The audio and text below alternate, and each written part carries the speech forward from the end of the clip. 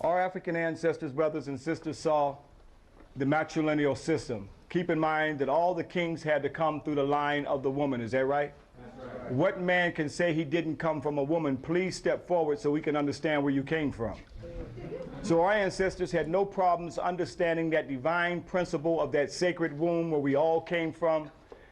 That was the basis and foundation of the goddess principle and the matrilineal system in Africa. And our ancestors saw, in order for the king to rule the throne, like you have Ursa Ma'at here, the goddess Sheshat. Here you see her in the tree of divine wisdom, giving the fruit of divine knowledge and wisdom in order for him to rule the throne. It had nothing to do with no tree of good and evil. The patriarchs who came from the north, the Hyksos and others, who had a misogynistic nature, a hatred towards the woman, could not conceive of a woman nor a goddess giving a man anything. And that story was corrupted. The tree of divine wisdom and divine life was corrupted into the tree of what? Because here we have that they created in their biblical stories in the opening of the pages in Genesis that there was Adam and Eve, is that right? And they were not to eat of the tree of what? Knowledge of what? Good and evil. Now who was seduced by the serpent and ate from the tree? Eve. That's why, sisters, you got to watch and hear that sound. Psst. But anyway, here we see that she was seduced to eat the fruit, and then she seduced who?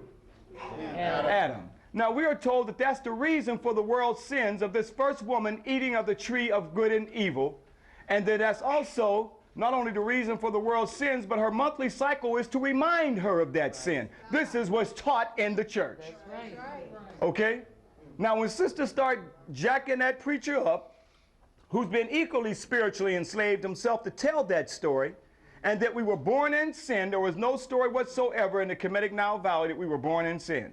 So a few years ago, back in 1988, boy, time is fast. Seemed like I just got this yesterday. Brother and sister showed me, they said, hey, brother, Quasi, you see, there was a black Adam and Eve. Although they made a black Adam and Eve, that has nothing to do with our story. This is what we see the evolutionists and creationists fighting each other, and they know anthropological studies that black people were first, so they put a black Adam and Eve, and gave Adam a jerry curl, and gave Eve a weave. You know, they had to be looking good for each other back then, you know. But it had nothing to do with our story, brothers and sisters. Even though they make it black to make you accept it, this is not still an African story. The African story is the goddess Sheshat giving the fruit of divine life from the tree of divine life and wisdom in order for the king to rule the throne. And this goddess concept was corrupted throughout the whole African Nile Valley, and even in our spiritual subconscious, even today, where we are told that the sisters are the ones, the women are the ones for the world's sins. This is the demonization of women and the hatred of women. This is part of the sexism that you get in the theologians. Even in Paul, it says that women shouldn't even speak in the church. But I'm letting you know that that is not the African spiritual way, brothers and sisters. We had a god and a goddess. That's a spiritual Ma'atian law that our ancestors saw. Okay? So let's understand that there was no rib, by the way, in the African creation story taken from the man to make the woman. That didn't exist. They were created simultaneously. So we did not have no story, but all of us got a navel where the umbilical cord was severed from our mothers, where we all came from. But until we get back to the true spirituality of understanding our divine balance of African men and African women, we'll forever be a victim in somebody else's racist, theological story, and the victimization of sisters where we cannot see our divine balance in the universe. Hotel.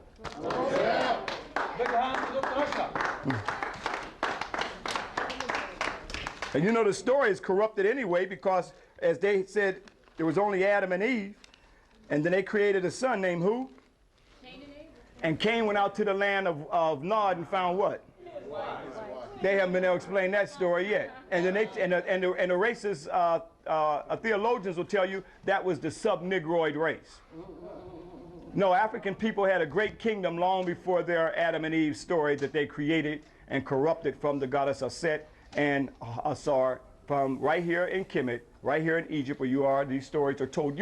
This is a book in stone. That's why they carved endlessly so it could not be revised. You see the ark already back there.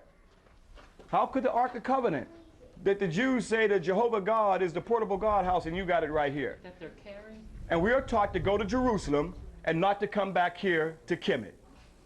We look at Jerusalem as being the Holy Land, not Kemet as being the Holy Land. This was the original Holy Land. This was the original Taneter land. I know that may be hard for some of us, but 400 years of indoctrination, you have to look at yourself as a victim. And we have been a victim. But we have continuous stories. So this is a book in stone.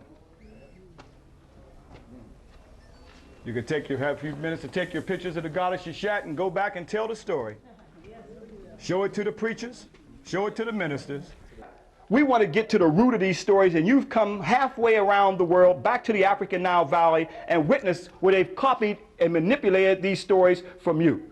We want to get to the root of the story, and the root of the story was no Eve, but it was in fact Shishat, giving divine knowledge and wisdom.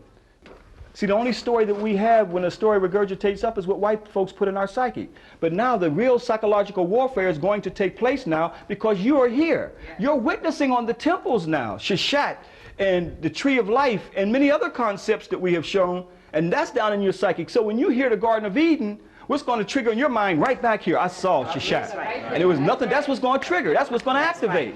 But if you have nothing down in your psychic to fight that, then you can only accept that which has been told to you.